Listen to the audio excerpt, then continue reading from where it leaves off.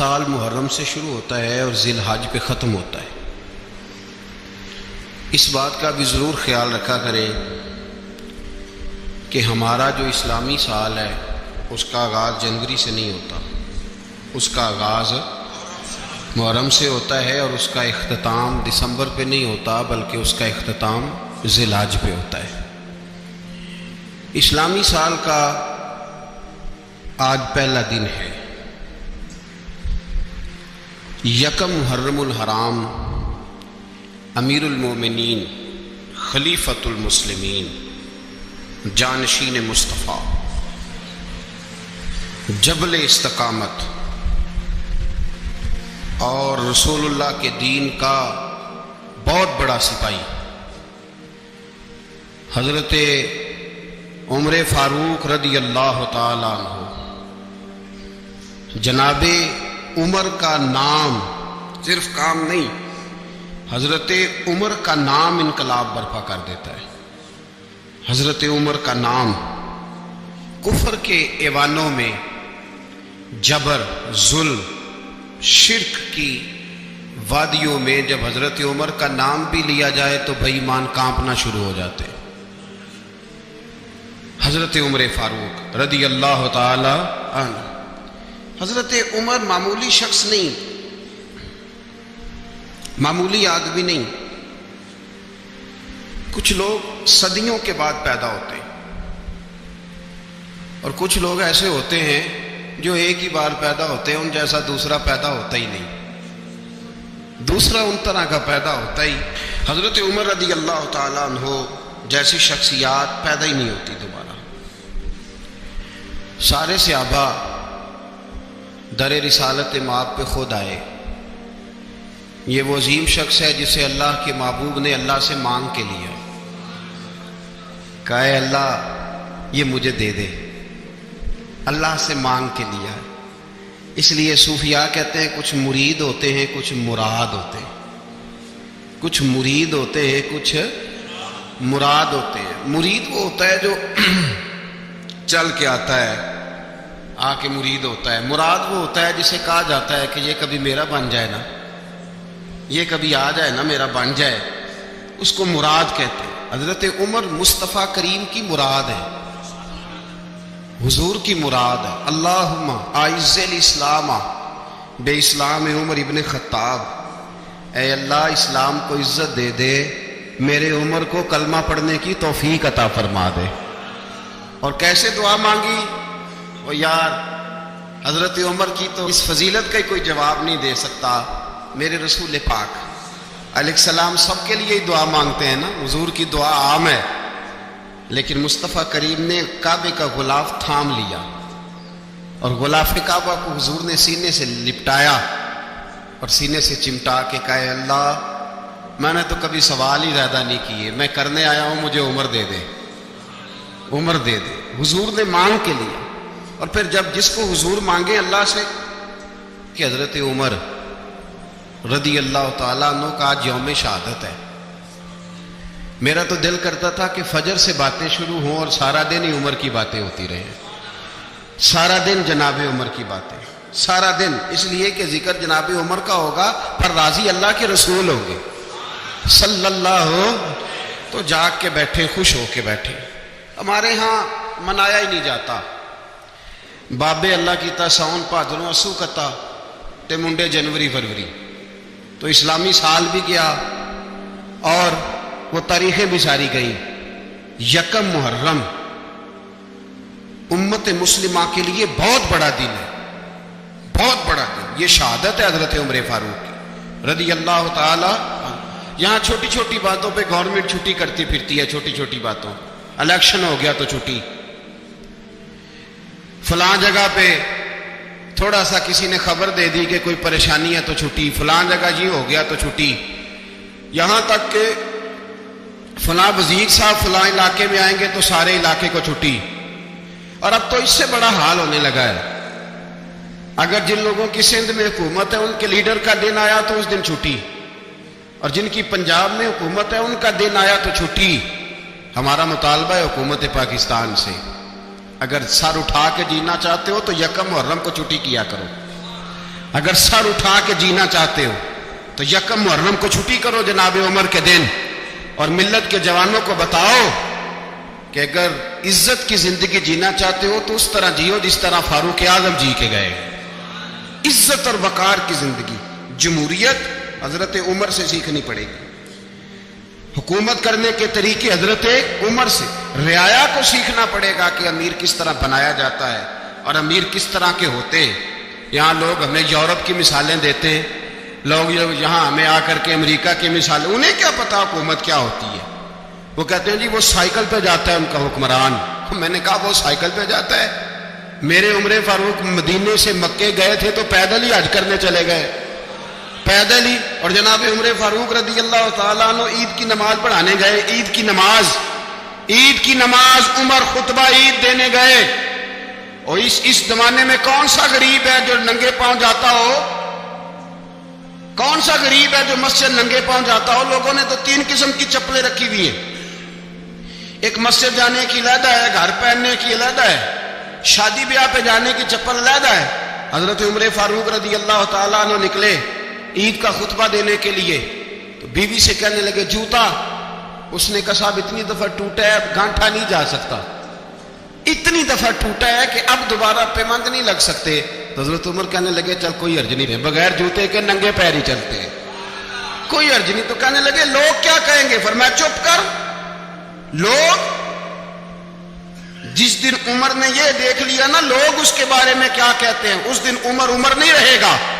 تو کہا پھر آپ کا نظریہ کیا ہے؟ فرمایا میرا نظریہ یہ ہے کہ رب رسول میرے بارے میں کیا کہتے ہیں، لوگوں کا کیا ہے؟ لوگ کل کسی کے بارے میں کچھ کہتے ہیں اور پرسوں کچھ کہتے ہیں، میرا نظریہ یہ ہے کہ رب رسول میرے بارے میں ننگے پیر عمر جا رہے ہیں۔ کون جی؟ میں بڑا ماڑا۔ اچھا جناب کیا غربت ہے؟ 10 قسم کے جوڑے لٹکے ہوئے ہیں کمرے میں اور پہننے کی فرصت نہیں، سویرے کیا پہننا ہے شام کیا پہننا ہے، 15 سوٹ کٹھے استری ہو کے لانڈری والا بھیج رہا ہے، اور تو غریب ہے، تو بہت بڑا غریب ہے۔ اس لیے کہ غربت پیسوں کی وجہ سے نہیں ہوتی، غربت تو دل کی ہوتی ہے۔ تو واقعی بڑا غریب ہے اور تو غریب ہی رہے گا۔ امیر تو عمر فاروق تھے جو ننگے پاؤں چلے گئے عید کی نماز پڑھانے، تو رستے میں جو ملا کہنے لگا عمر جوتا تو پہن لو۔ فرمایا تمہیں عمر کا جوتا نہ پہننے کا نقص تو نظر آیا ہے، کوئی حرج نہیں، اگر عمر کو کبھی بتانا ہوا تو وہ والا نقص بتانا جو عمر کی سیرت میں پیدا ہو، کردار میں پیدا ہو، وہ والا نقص بتانا، یہ چھوڑو جوتے آتے جاتے رہتے۔ ننگے پاؤں گئے، پاؤں دھوئے، نماز پڑھائی، لوٹ آئے۔ او بھائی یہاں تو ہمارا بناؤ سنگار اترنا، جتنی توجہ کپڑوں کی طرف ہے اتنی توجہ کبھی ہماری علم کی طرف ہوتی نا، جتنا ذوق شوق ہمارا بناؤ سنگار کی جانب ہے، اتنا بناؤ سنگار کبھی ہمارا اخلاقیات کی جانب ہوتا تو معاملات بڑی حد تک سنورے ہوئے ہوتے۔ حضرت سیدنا فاروق اعظم رضی اللہ عنہ اپنی زندگی کو ترتیب دیا، ایک دن بھی خلافت نہیں مانگی اللہ سے۔ حضرت عوف بن مالک اشجعی ایک صحابی ہیں، حضرت عوف بن مالک رضی اللہ تعالیٰ عنہ فرماتے ہیں کہ جناب ابو بکر صدیق کا زمانہ تھا تو میں نے خواب دیکھا، میں نے خواب میں جناب عمر کو دیکھا، اور میں نے دیکھا کہ کوئی کہنے والا کہہ رہا ہے کہ عمر وہ ہے کہ اللہ کے رستے میں کوئی اسے جتنا مرضی برا بھلا کہے یہ پرواہ نہیں کرتا۔ کس کے رستے میں؟ بولے سارے۔ اس کا مطلب ہے اللہ کے رستے میں لوگ برا بھلا بھی، قرآن مجید نے کہا وَلَا يَخَافُونَ لَوْمَةَ لَائِمٍ، کچھ لوگ ایسے ہیں جو برا بھلا کہنے والوں کی پرواہ نہیں کرتے۔ آپ یقین کریں اگر پرواہ شروع ہو جائے نا تو دین کا کام ختم ہو جائے، نہ کوئی تقریر کرے، نہ کوئی تدریس کرے، نہ کوئی پیری مریدی کرے، ختم ہو جائے اگر باتوں کی پرواہ۔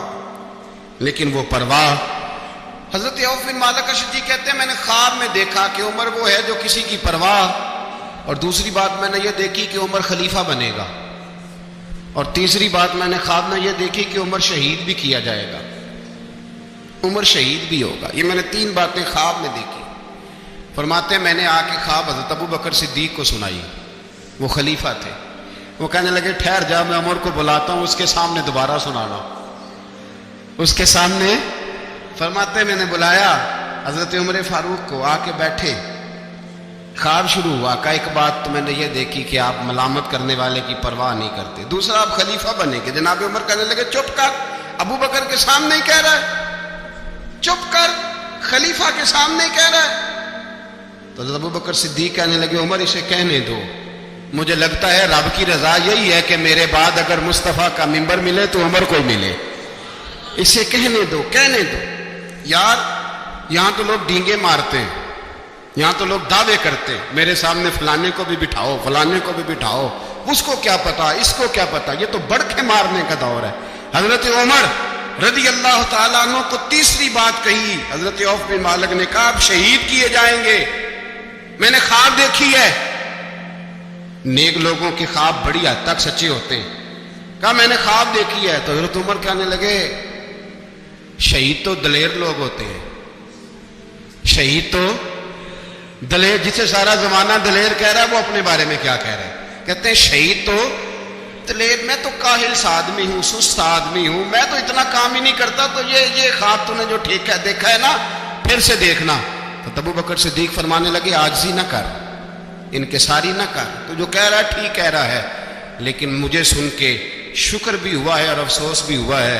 افسوس اس بات کا کہ تیرے جیسا بطل عظیم چلا جائے گا، اور شکر اس بات کا کہ رب تجھے زندگی بھی اعزاز والی دے گا، اور شہادت کی موت دے کے اللہ تجھے موت بھی عزت والی عطا فرمائے گا، اللہ موت بھی تجھے عزت والی دے گا، تجھے کاہلوں جیسی موت اللہ۔ حضرت فاروق اعظم رضی اللہ، بھائی یہاں تو اس زمانے کا سب سے بڑا مسئلہ پروٹوکول ہے۔ لوگوں کو پتا ہوتا ہے کامل پیر ہے، کامل مرشد ہے، لوگ نہیں جاتے۔ میں کسی کا مرید ہو جاؤں، میرا پروٹوکول کدھر گیا؟ پتا ہوتا ہے یہ کامل استاد ہے، میں اس کے پاس بیٹھوں گا تو میری تربیت کرے گا، لیکن لوگ شاگرد نہیں بنتے، میں کدھر گئی؟ یہ جو پروٹوکول کی مصیبت ہے نا، اس نے بڑے بڑے لوگ زیرو کر دیے، بڑے بڑے لوگ۔ اور یہ مت سمجھے کہ آپ کا وزیر اعظم پروٹوکول لیتا ہے یا آپ کا صدر پروٹوکول، وزراء، ایسی کوئی بات نہیں۔ ہم چھوٹے طبقے سے لے کر بڑے سارے پروٹوکول کے قائل ہیں۔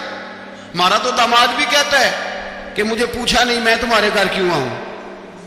ہمارا تو بھائی ہر شخص اعلان کرتا ہے پروٹوکول کا، فلانے نے عزت نہیں دی تو واپس آ جاؤ، فلانے نے سلوٹ نہیں کیا تو واپس آ جاؤ۔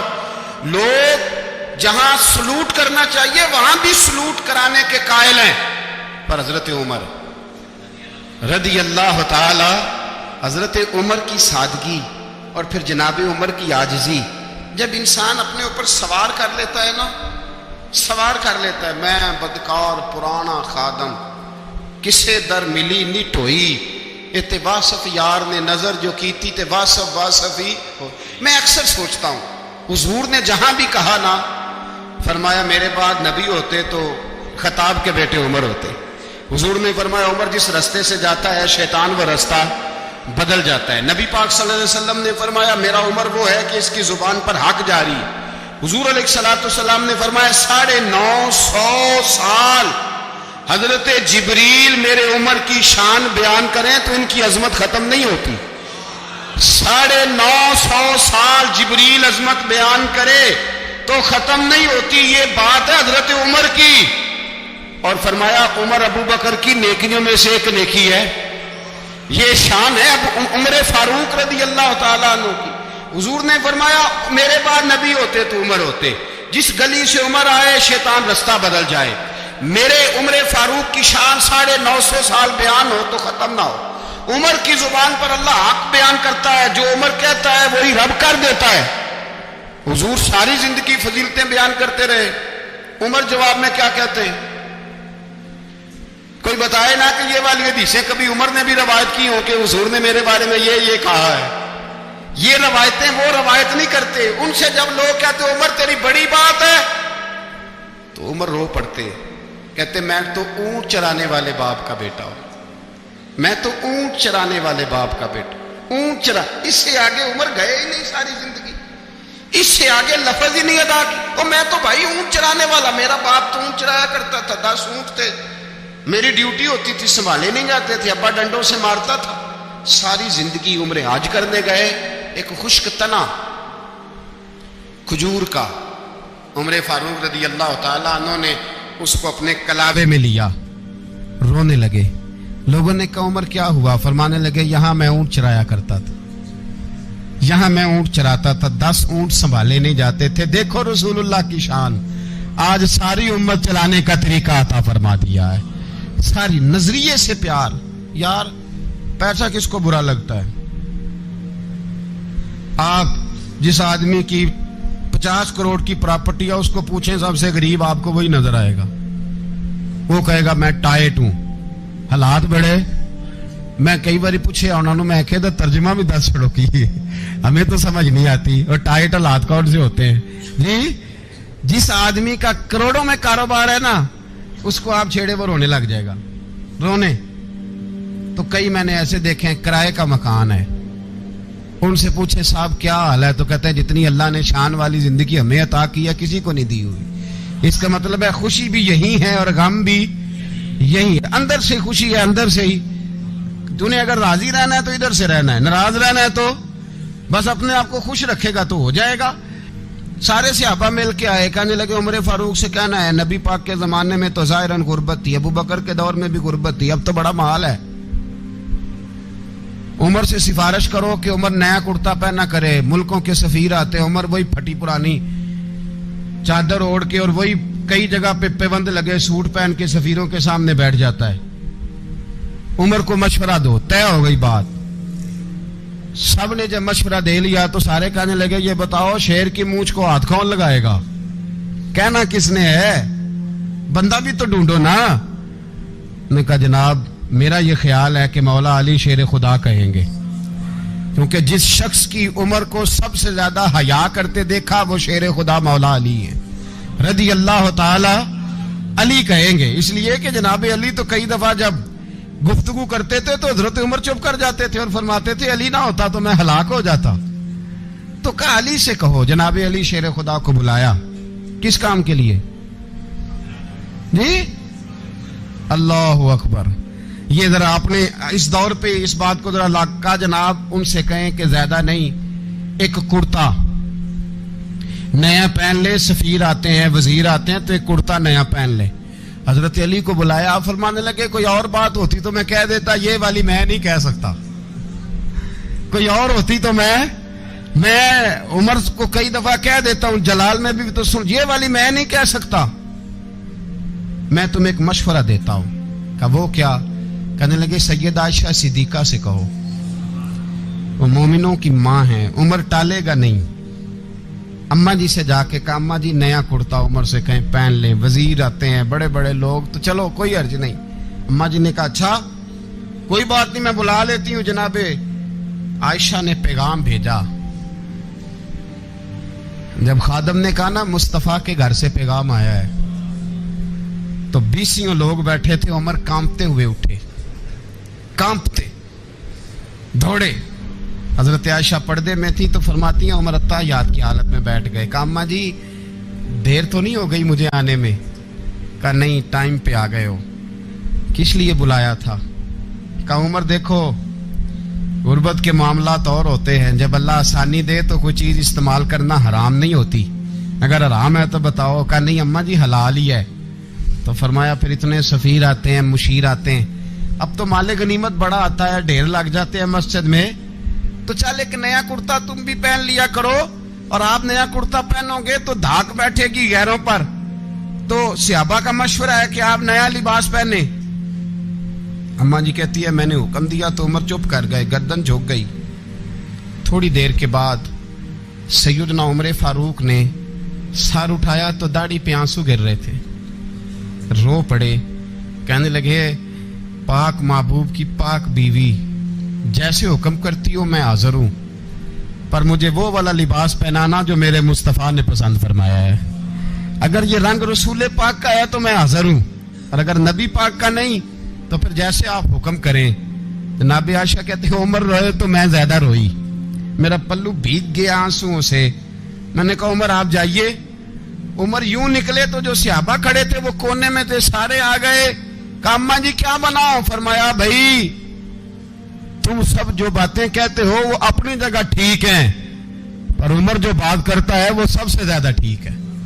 عمر جس پہلو پر بات کرتا ہے وہ یار ایسی عاجزی، ایسا رنگ، ایسا انداز، ایسا طرز حیات، ایسی زندگی. اولاد کے معاملے میں لوگ بزدل ہو جاتے ہیں، بزدل. پر حضرت عمر کا بیٹا مصر گیا، وہاں سے کمائی کر کے لایا، تجارت کرنے گیا، لاکھوں کا مال. کون سا باپ ہے دنیا میں جس کا بیٹا باہر سے پیسے لے کے آئے تو ابا تفصیل پوچھے کہ بیٹا کہاں سے کمائے، کہاں سے لایا، کتنے ملے، کیوں آئے؟ کون سا باپ تفصیل پوچھتا ہے؟ ابا تو کہتا ہے لا صحیح، اور تعریفیں کرتا ہے میرا بیٹا بڑی کمائی کرتا ہے. کبھی پوچھا ہے اس سے کہ ڈیوٹی صحیح دیتا ہے کہ نہیں؟ کبھی پوچھا ہے کہ تو ایمانداری کی روزی لاتا ہے کہ حرام کی کماتا ہے؟ یہ باپ کی ذمہ داری ہے، یہ اماں کی ذمہ داری ہے. پھر کہتا ہے بیماری کیسے آ گئی، پریشانی کیسے آ گئی؟ تو نے کبھی سوال کیا اپنی اولاد سے؟ حضرت عمر فاروق رضی اللہ تعالیٰ عنہ کا بیٹا مصر سے پیسے کما کے لایا تو جناب عمر نے بلایا، فرمایا بیٹے اتنی تو تیرے پاس راس ہی نہیں تھی، تھوڑے سے تو پیسے لے کے گیا تھا، اتنی کمائی کیسے ہو گئی؟ اتنے تو پیسے نہیں تھے صاحب، کہاں سے کمائی لائے؟ اس نے کہا ابا جی وہ جو میرے چچا ہے نا مصر کے گورنر، آپ کے دوست، انہوں نے میری مدد کی ہے. فرمایا جتنے لوگ گئے تھے سب کی ہے مدد اس نے؟ کہا نہیں صرف میری کی. فرمایا تیری کیوں کی؟ تیری کیوں کی؟ کہا حضور آپ کے دوست ہیں. فرمایا چپ کر، حضور انہوں نے مجھے اتنے پیسے دیے، میں نے کاروبار میں ڈالے تو نفع آیا تو میں ان کی رقم دے کے. فرمایا خاموش ہو جا، باقی جتنے لوگ گئے تھے سب کی مدد کی اس نے؟ کہا نہیں حضور صرف میری کی. فرمایا اس نے تیری مدد نہیں کی، اس نے خلیفہ کے بیٹے کی مدد کی، اس لیے کہ وہ خلیفہ کو اپنے حق میں نرم کر سکے. فرمایا آدھا مال تیرا ہے، آدھا مال غنیمت کا ہے، مال خزانہ کا ہے، مسلمانوں کا ہے، اس لیے کہ تو جو وہاں سے مال کما کے لایا ہے وہ اپنے باپ کے خلیفہ ہونے کی وجہ سے کما کے لایا ہے، لہذا رکھ ادھر. یہاں کہتے ہیں کدھر سے آیا، کیسے آیا، کون سا حساب دیں، کیا کریں؟ او بھائی حضرت عمر رضی اللہ تعالیٰ عنہ کا اپنی اولاد کے بارے میں یہ رنگ ہے. ایک جنگ سے نا خوشبو آئی، خوشبو بڑی مہنگی ہوتی تھی، عرب میں خوشبو آج بھی بڑی مہنگی ہے، وہ زیادہ استعمال کرتے ہیں. میری باتوں کی سمجھ آ رہی ہے میرے بھائیوں؟ بڑی مہنگی خوشبو تھی. جب وہ خوشبو آئی تو حضرت عمر نے کہا، گھر میں پہلے پہنچی حضرت عمر کے، چونکہ زیادہ عورتیں استعمال کرتی تھی گھر کے اندر خوشبو، مرد بھی لگاتے تھے. حضرت عمر نے اپنی بیوی سے کہا، آپ کی زوجہ تو تھی وہ بڑی خوشبو کو پسند کرتی تھی. حضرت عمر نے اپنی زوجہ سے کہا کہ خوشبو لاؤ، میں نے ایک عورت کی ڈیوٹی لگائی ہے، وہ خوشبو تول کے نا تو حصہ برابر صحابہ میں بانٹ دے گی. تو آپ کی زوجہ کہنے لگی کسی بی بی کی ڈیوٹی لگانے کی کیا ضرورت تھی، میں جو موجود تھی میں بانٹ دیتی ہوں تول کے حصہ برابر. آپ نے فرمایا نہیں تو رہنے دے، فلانی بی بی بانٹے گی. کہا حضور میں نے بھی بانٹنی ہے، میرے پہ کچھ حق ہے؟ آپ نے فرمایا نہیں تو تفصیل نہ پوچھ، تو خوشبو دے دے، کوئی اور بانٹے گی. خاتون خانہ تھی نا، کہنے لگی نہیں مجھے بھی آج آپ کو بتانا ہی پڑے گا کہ کوئی جو بانٹ سکتی ہے تو میں کیوں نہیں بانٹ سکتی؟ زوجہ کہتی عمر نے بات کی تو میری چیخیں نکل گئیں. حضرت عمر فرمانے لگے جب تو خوشبو بانٹے گی نا تیرے ہاتھوں کو بھی لگے گی، تیرے دوپٹوں کو بھی لگ جائے گی. اگر رب کریم نے مجھ سے سوال پوچھا کہ عمر خوشبو تو مسلمانوں کی تھی، تیری بیوی کے دوپٹے کو کیوں لگ گئی، تو میں اللہ کے حضور کیا جواب دوں گا؟ اگر اللہ نے یہ سوال کیا کہ تیری بیوی نے کیوں لگائی، وہ تو حصہ تھا مسلمانوں کا، تو نے تیری بیوی نے کیوں لگائی؟ تو فرمایا میں نہیں چاہتا کہ اللہ کے حضور مجھے اور تجھے باز پرس ہو، لہذا کسی اور کو بانٹنے دے. زوجہ روئی اور تڑپ کے کہنے لگی عمر مجھے لگتا ہے صبح قیامت بھی تیری بیوی ہونے کی وجہ سے اللہ مجھے جنت عطا فرما دے گا، تیری زوجہ ہونے کی برکت سے. بھائی یہ معیار رکھا، خدا کی قسم ایسا شخص تاریخ میں دوبارہ نہیں آیا. اتنا بڑا آدمی، اتنا بڑا شخص، اتنا بڑا آدمی، اور پھر رنگ یہ ہے کہ عمر 22 لاکھ مربع میل کا حکمران، 22 لاکھ، اور کھجور کے درخت کے نیچے مٹی کا ڈھیلا لے کے سو گئے ہیں، پرواہ کوئی نہیں، کوئی مسئلہ ہی نہیں. 2 غلام ساتھ بیٹھے تو ایک روٹی حضرت عمر نے گھر سے منگوائی، تھوڑا سا سرکہ، تو غلام کہنے لگے ہم نے بھی کھانی ہے. فرمایا کوئی حرج نہیں، روٹی کوئی پیٹ بھر کے کھانا ضروری تو نہیں، 3 حصوں میں بانٹ لیتے ہیں. ایک آدمی آیا ہوا تھا مصر کا رہنے والا ملنے کے لیے. اس نے پوچھا عمر کدھر ہے؟ تو کہا وہ ادھر جاؤ مسجد میں بیٹھے ہوں گے. اور واپس آیا تو کہنے لگا وہاں تو 3 غلام بیٹھے ہیں, ایک روٹی بانٹ بانٹ کے کھا رہے ہیں, لگتا ہے کئی دنوں سے روٹی نہیں ملی. کہا 3 غلام تو کوئی نہیں, وہاں 2 ہی تھے, تیسرے تو امیر المومنین تھے. اس نے کہا نہیں نہیں 3 غلام ہیں, کپڑے بھی ایک طرح کے پہنے ہوئے, بلکہ 2 کے تو پھر صحیح ہیں, تیسرے کے تو زیادہ ماڑے ہیں. کپڑے بھی ایک طرح کے, کھانا پینا بھی ایک طرح کا, اور ان کا نشست برخاست بھی ایک طرح کی ہے, لہذا کوئی فرق نہیں. حضرت ابو ہریرہ کہتے ہیں میں لے کے آیا, اور جناب عمر کو جب میں نے کچی زمین میں تامت سمیٹ بیٹھے دیکھا تو میں رو پڑا. میں نے اس مصر سے آنے والے کو کہا تو اس کے جلوے دیکھ, اگر اس کی ذات میں اتنا حسن ہے تو محمد عربی کا مقام کیا ہوگا. یہ مقام غور ہے, مقام غور. 10 محرم کو لوگ دیگے پکائیں گے نا, نہیں پکانی ہے؟ کوئی بول دے نہیں, ہاں نہ نہیں کر دے. پروگرام بدلیا تو نہیں دی عید کی کہ وہ ایک کام شروع ہوا ہے لات ٹائٹ ہونے والا. کیوں جی, پکنی ہے نا دیکھیں 10 محرم کو انشاءاللہ تعالی. ہم بھی پکائیں گے انشاءاللہ, یہاں بھی پروگرام ہوگا. تو 10 محرم کو جو دیگ پکنی ہے تو ایسا نہیں ہو سکتا کہ 1 محرم کو حضرت عمر کے نام کی بھی کوئی پک جائے. اگر امام حسن حسین کے نام کی دیگیں پکے تو جو امام حسن حسین کے سے پیار کرنے والے ہیں, جو امام حسن حسین سے, ہم لوگوں نے بھی عجیب رٹا اپنایا ہے نا. ہم لوگ بات کا ایک پہلو دیکھتے ہیں, دوسرا نہیں دیکھتے. حضرت امام حسن اور حسین کو بھی نبی پاک نے شہید کہا, اور جناب عمر کو بھی رسول اللہ نے خود شہید فرمایا ہے. فرمایا شہید ہے, خود فرمایا اپنی زبان سے کہ یہ شہید ہے, خود میرا عمر شہید ہے. تو ان کے نام کی دیگ نہیں پکنی چاہیے, اس طرف نہیں ہماری توجہ ہونی چاہیے. اور اہل بیت نبو, یہ بات میں پہلے بھی کرتا ہوں, آج پھر کرنا ضروری سمجھتا ہوں. اہل بیت کا پیار سن لو کان کھول کے, اہل بیت کا پیار اگر ہمیں کسی نے سکھایا ہے تو سیدنا عمر فاروق نے سکھایا ہے. اہل بیت نبوت کی محبت اگر کسی نے سکھائی ہے تو کس نے سکھائی ہے؟ بول کے بتائیے. حضرت عمر نے. اہل بیت کا پیار ہمیں حضرت عمر نے بول کر کے سکھایا ہے. بھائی یاد رکھیں, کسی کی طاقت نہیں تھی دم مارنے کی حضرت عمر کے سامنے, طاقت ہی نہیں تھی.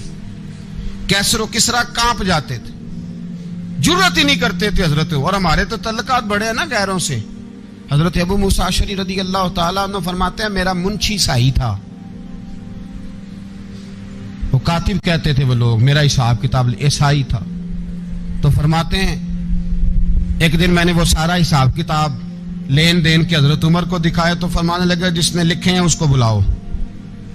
کہنے لگے ضرور مسجد نہیں آ سکتا. کیوں نہیں آ سکتا؟ کہنے لگے وہ عیسائی ہے. کہتے ہیں حضرت عمر جلال میں آ گئے. آپ فرمانے لگے جنہیں رب دور کرتا ہے تم کیوں قریب کرتے ہو؟ جنہیں اللہ دور کرتا ہے. فرمایا تم غیروں کو اگر عہدے دو گے تو اپنوں کا کیا بنے گا؟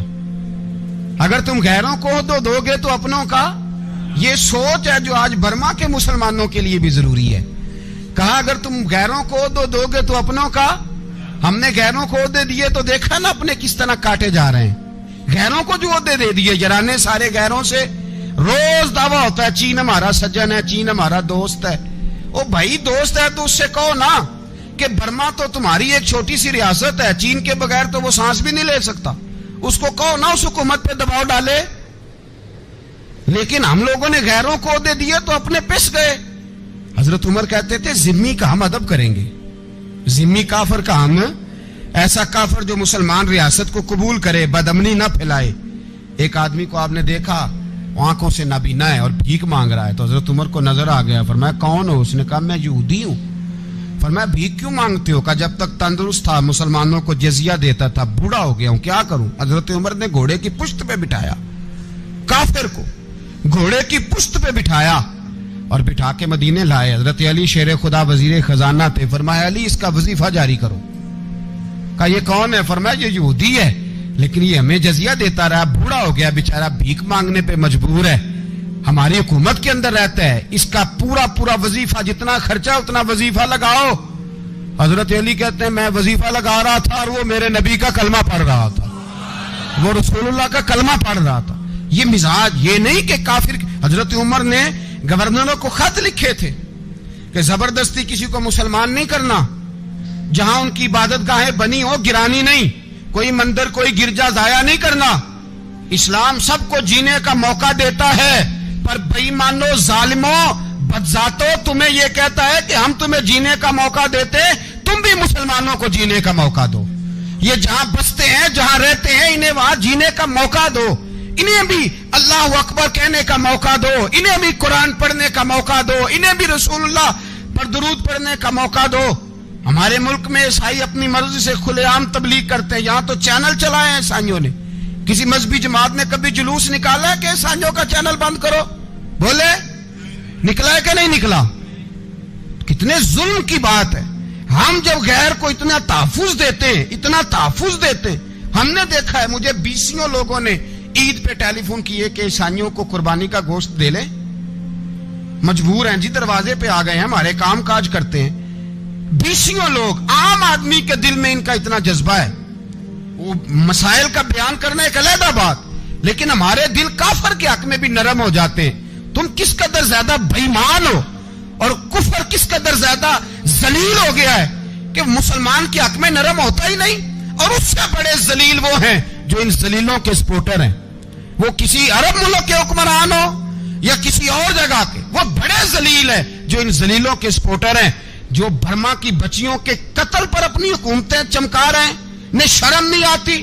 اس قدر مسلمان تڑپا ہے، لیکن ان بے غیرتوں کو ذرا ہوش نہیں آئی. اور یہ ان کے کماش، ان کے دلال جو ہر جگہ ان کی سپورٹ کر کے اپنی حکومتیں قائم کرتے ہیں، بے ایمانوں کو پتہ نہیں کہ کب ان پر اللہ کا عذاب اترے گا اور کس طرح ان کے پرخشے اڑیں گے. تمہیں اپنی ذلت اور رسوائی نظر نہیں آ رہی کہ زمین کس طرح تمہارے لیے تنگ ہو گئی ہے؟ اس سے زیادہ اور تمہاری رسوائی کیا ہوگی؟ ڈرو اللہ سے. اور یہ تو دنیا کا عذاب ہے. ان بطش ربک لشدید. میرا رب کہتا ہے قیامت تو قائم ہونے دے. اتنا سخت تیرے رب کی پکڑ ہے، اتنی کسی دوسرے کی ہو سکتی؟ یاد رکھیں اور تھوڑا احتیاط کریں. ہم سب لوگ بھی، جو ہم لوگ آدھی زبان بول کے بھی ان کی سپورٹ کرتے ہیں، اب شرم آنی چاہیے ہمیں ان حکومتوں کی سپورٹ کرتے جو مسلمانوں کی لاشوں کے اوپر حکومتیں قائم کرتے ہیں. شرم آنی چاہیے. بہرحال بات دور نکل جائے گی اور میں اپنے مضمون پہ رہتا ہوں. اہل بیت کا پیار اگر سکھایا ہے تو جناب عمر نے سکھایا ہے رضی اللہ تعالی عنہ. امام حسن ملنے، آپ یقین کریں میں جب اس واقعہ کو پڑھتا ہوں تو میرا دل جھوم جاتا ہے. میں کہتا ہوں یار، ڈاڈا ہونا اپنی جگہ پہ، عشق ہونا اپنی جگہ پہ، انسان کا باوقار ہونا اپنی جگہ. جہاں کھڑے ہونا تھا وہاں یہ کھڑے ہوتے تھے، اور جہاں جھکنا تھا وہاں یہ ان لوگوں میں اقبال نے کہا تھا تیری نگاہ ناز سے دونوں مراد پا گئے. عقل غیاب و جستجو، عشق حضور و اضطراب. جہاں اگر آیا ہے سامنے کیسر و کسرا تو عمر جیسا دلیر کوئی نہیں. اگر سامنے آیا ایران کا بادشاہ تو عمر جیسا تگڑا کوئی نہیں. اگر آیا ہے سامنے غسان کا بادشاہ تو عمر جیسا عادل کوئی نہیں. لیکن اگر علی کا بیٹا آیا ہے، اگر فاطمہ کے لال پارے آئے ہیں، تو پھر فاروق اعظم سے جیسا محب کوئی نہیں، پھر ان سے جیسا پیار کرنے والا کوئی نہیں. اندر بیٹھے ہیں جناب عمر، اندر تنہائی میں کچھ وزیروں سے گفتگو ہو رہی ہے، میٹنگیں جاری ہیں. آپ کے بیٹے ملنے آئے جناب عبداللہ ابن عمر. ابا جی ملنا ہے. بات ٹھہرو، بات کر رہا ہوں، کوئی نہ اندر آئے. صاحب زیادہ باہر کھڑا ہے. تھوڑی دیر گزری تو امام حسن بھی آ گئے. کون آئے؟ آپ کو جو ملے گا امام صاحب کا نام لینے سے، وہ سردار ہیں جنتیوں. کون آئے؟ سارے بولیے. امام حسن، تیری نسل پاک میں ہے بچہ بچہ نور کا، تو ہے نے نور تیرا سب کرانا. امام حسن آئے تو حضرت عبداللہ ابن عمر کو دروازے پہ کھڑے دیکھا. کہا امیر المومنین کہاں ہیں؟ کہنے لگے حضرت عمر کے بیٹے. کہنے لگے وہ اندر بیٹھے، کچھ میٹنگ ہو رہی ہے اور انہوں نے کہا کوئی اندر نہ آئے، لیکن آپ جانا چاہیں تو چلے جائیں. آپ جانا چاہیں تو، تیری نسل پاک میں ہے بچہ بچہ نور، آپ جانا چاہیں تو چلے جائیں. تو انہوں نے کہا جب آپ باہر کھڑے ہیں تو مجھے کوئی اتنا ضروری کام نہیں، اور ابھی زور کی نماز تھوڑی دیر میں ہوگی، میں مسجد میں مل لوں گا امیر المومنین سے. یہ بات کہہ کہ امام حسن چلے گئے. یار اتنی بڑی بات نہیں تھی، اتنی بڑی بات نہیں تھی. وہ میرے استادوں کا بیٹا بھی آئے تو کہا ٹھیک ہے جی وہ سوئے ہوئے ہیں، تو کوئی غرض نہیں یار، میں ٹھہر کے آ جاؤں گا. کوئی بڑی بات نہیں تھی، دیکھا جائے تو بڑی بات نہیں تھی، پر بات بہت بڑی تھی، اس لیے کہ یہ خالی حسن نہیں، یہ حسن ابن علی ہے. یہ حضرت فاطمہ کے لخت جگر. حضرت عمر باہر نکلے, عبداللہ ابن عمر سے پوچھا کوئی آیا تو نہیں؟ تو کہا حضور امام حسن آئے تھے. تو کہا پھر شہزادے کو اندر کیوں نہیں بھیجا؟ کہا میں نے کہا تھا. وہ کہنے لگے اگر امیر المومنین مصروف ہیں تو میں ظہر میں مل لوں گا. حضرت عمر رونے لگے, فرمایا بیٹے تو نے اچھا نہیں کیا. پھر مسجد نہیں گئے, سیدھے امام حسن کے دروازے دستک دی. امام حسن باہر آئے, کہا شہزادے آئے تھے تو ملے کیوں نہیں؟ تو امام حسن کہنے لگے حضور آپ کا اپنا بیٹا دروازے پہ کھڑا تھا, آپ کا اپنا بیٹا دروازے پہ کھڑا تھا, اور منع بھی کیا تھا آپ نے تو میں زور میں مل لیتا. حضرت امام حسن فرماتے جوش جذبات میں جناب عمر نے سر سے پگڑی اتار دی. جوش جذبات میں کہنے لگے حسن میرے بیٹے کا اور آپ کا کیا مقابلہ؟ کیا اس کی ماں کا نام فاطمہ الزہرا ہے؟ کیا اس کی نانی کا نام خدیجۃ الکبریٰ ہے؟ کیا اس کے نانے کا نام محمد مصطفیٰ ہے؟ آپ کا اور اس کا کیا مقابلہ؟ پھر رو پڑے اور کہنے لگے بیٹے میں مکے کے صحراؤں میں اونٹ چرایا کرتا تھا, یہ جو میرے سر پر عزت کے بال ہیں یہ تیرے نانے کے اگائے ہوئے. میں مکے کے خبردار شہزادے خبردار. او بھائی اہل بیت نبوت کے ادب کا رنگ اگر سکھایا ہے تو سیدنا عمر نے سکھایا ہے. حضرت عمر فاروق اتھارٹی ہے, اسلام کی اتھارٹی. یکم محرم حضرت عمر کی شہادت ہے. یہودی بول اٹھا, کافر بول اٹھا. اگر 6 مہینے عمر دنیا میں اور رہتے تو دنیا میں کوئی کافر موجود نہ ہوتا. 6 مہینے. اور جب اس بطل جلیل کا جنازہ اٹھا, اللہ بخاری پڑھیے نا, اللہم ارزقنا شہادت فی سبیلک, اللہ بسترے کی موت نہ دینا, شہادت کی دینا. عمر شہید ہوئے, مسجد نبوی میں نماز پڑھاتے, اور جب جنازہ اٹھا تو مدینے کا پھر پیچھے جو دلیر بچے وہ مولا علی تھے. مولا علی, جناب عمر کا جنازہ اٹھا تو سب سے پہلی ہائے جو نکلی وہ حضرت علی کی زبان سے نکلی, اور حضرت علی کی ساری داڑھی آنسوؤں سے بھر گئی. لوگوں نے کہا کہ علی کیا ہوا؟ فرمانے لگے تم دیکھ نہیں رہے جنازہ کس کا اٹھا ہے, پلٹ کے دیکھو تو صحیح, تم پتہ نہیں یہ کون گیا ہے. کہ حضور کیا ہوا؟ آپ فرمانے لگے عمر اس طرح کے کام کر کے گیا ہے, اب ان کے رستوں پہ کون چلے گا؟ کون اس کے جگر راہ وفا میں نقش ایسے چھوڑ آیا ہوں, میں جس منزل سے گزرا ہوں وہ اب تک یاد کرتی ہے. حضرت علی حضرت عمر کے جنازے پہ کھڑے ہو کے کہتے ہیں اللہ مجھے اس طرح کے عمل کرنے کی توفیق دے جس طرح کے عمر کر کے گیا. میرے بھائی بطل عزیز, بطل حریت حضرت عمر رضی اللہ تعالیٰ عنہ جو اپنی زندگی انقلاب والی گزار کے گئے. عمر جب دنیا سے گئے تو 80 دینار کا قرضہ تھا, 22 لاکھ مربع میل کا حکمران, اور اپنے بیٹے سے کہنے لگے بیٹے کوشش کرنا تیرے خاندان والے مل کے میرا قرضہ اتار دے, میری قبر پہ بوجھ نہ رہے, اور اگر خاندان والے مدد نہ کریں تو میرے دوستوں سے بات کرنا, وہ مدد نہ کریں تو پھر علی سے بات کرنا. ان کا پیار آپس میں اتنا, اور تو اختلاف ثابت کر رہا ہے. 80 دینار کا قرضہ چھوڑ کر حضرت عمر دنیا سے گئے, اور جاتی دفعہ کہہ گئے میرے بعد میرے بچوں کو حکومت کے مشورے میں بھی شامل نہ کرنا, حکومت کے مشورے میں بھی میری اولاد شامل نہ ہو. اتنا بڑا شخص اتنا بڑا رنگ دے کے یکم محرم کو جب عمر فاروق کا وصال ہوا تو بیٹے سے کہنے لگے اماں عائشہ سے جا کے کہو میرا بھی نبی پاک کے روزے میں دفن ہونے کو دل کرتا ہے. ایک قبر کی جگہ ہے اماں جی نے اپنے لیے رکھی ہے, بخاری ہے بخاری. حضرت عائشہ کے پاس صاحبزادے گئے, کہنے لگے اماں جی عمر کو زخم لگ گیا ہے, حالت بڑی پریشانی والی ہے. وہ کہتے ہیں اگر اماں اجازت دیں.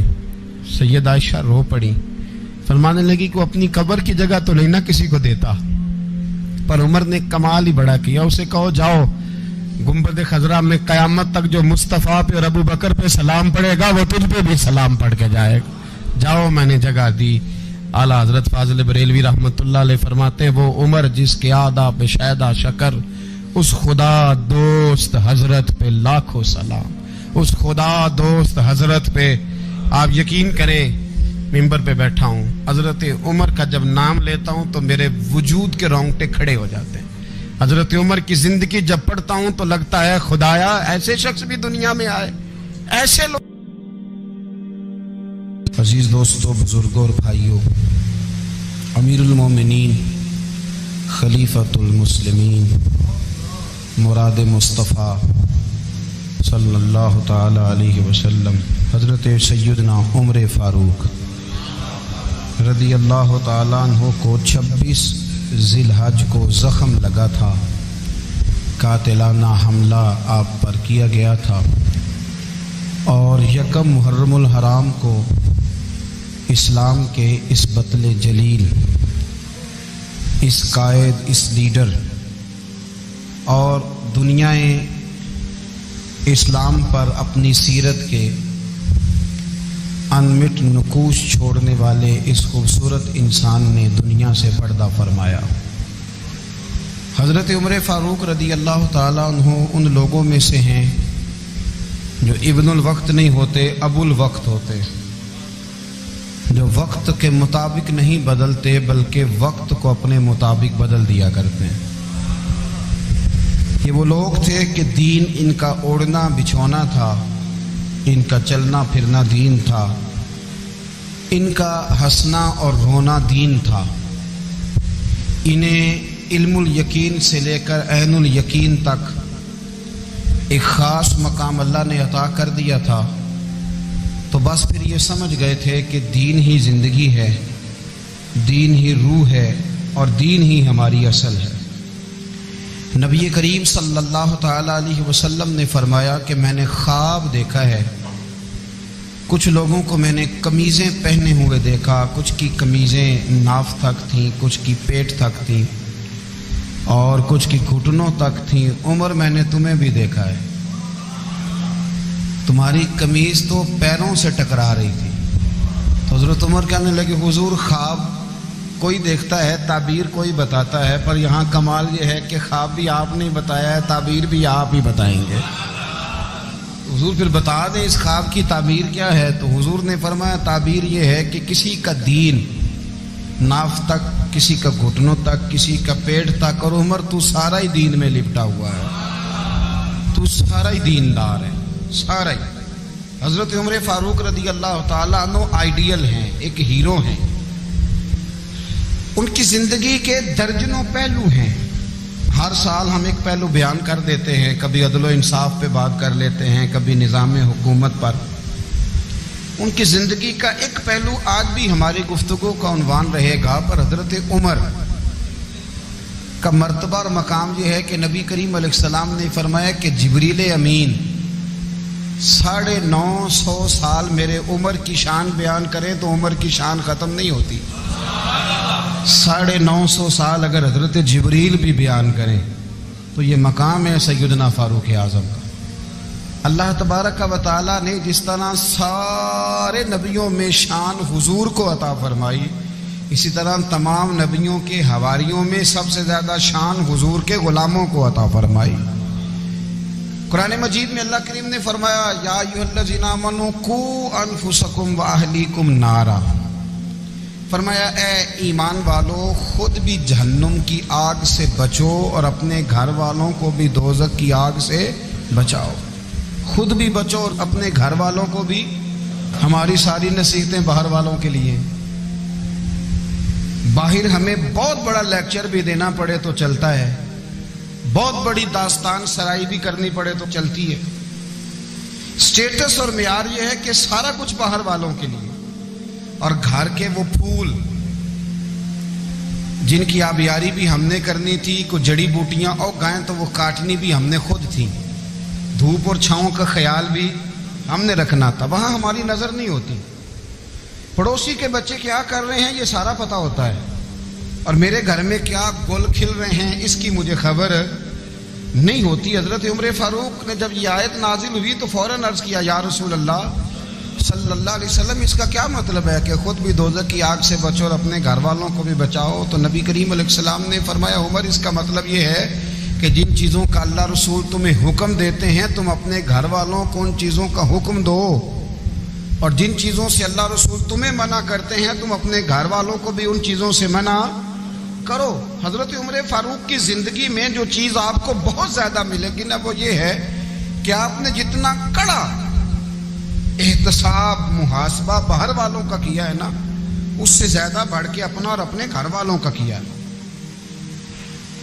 یہ بڑا عجیب معاملہ ہے کہ ہم جتنے لوگ ہیں ہمارا معیار یہ ہے کہ سامنے والا غلط ہے اور میں ٹھیک، یعنی دوسرے کا بچہ گلی میں نظر آ جائے تو اس کی غلطیاں نکلنی شروع ہو جائیں گی، اور میرا بچہ سارا شہر گھوم آئے ایک ٹائر پہ موٹر سائیکل پہ، تو ہم کہتے ہیں کہ ابھی بچہ ہے، انشاءاللہ سیانا ہو جائے گا۔ اگر ابا جی آج تک سیانے نہیں ہوئے کہ اس کو سمجھا لیں، تو پھر بیٹے کا سیانا ہونا تو ہو سکتا ہے کہ وہ 60-70 سال لگ ہی جائیں۔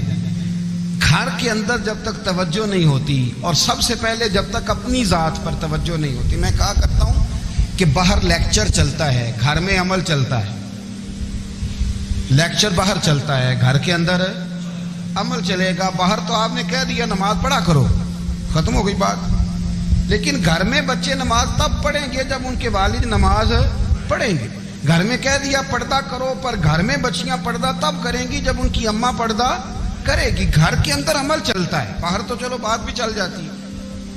تو والد کا جب تک کردار بچے نہیں دیکھتے جب تک، اتنی دیر تک ان کا تبدیل ہونا ممکن نہیں ہوتا۔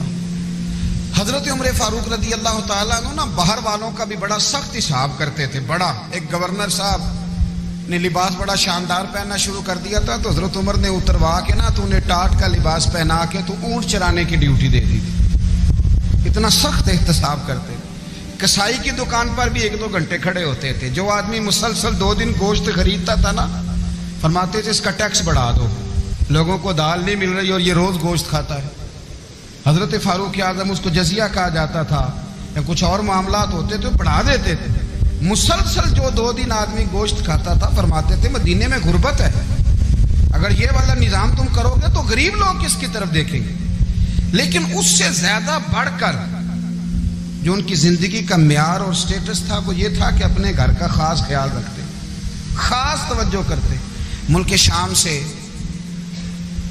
اور ایران سے کچھ لوگ آپ کی خدمت میں آئے، تو وہاں سے کچھ کنیزیں بھی آئیں، ان کے بادشاہ کا پیغام لے کے۔ شاہ ایران کی کنیز کو ملکہ نے کہا کہ نا حضرت عمر کی زوجہ کو دیکھ کے آنا ذرا کس طرح کی ہے۔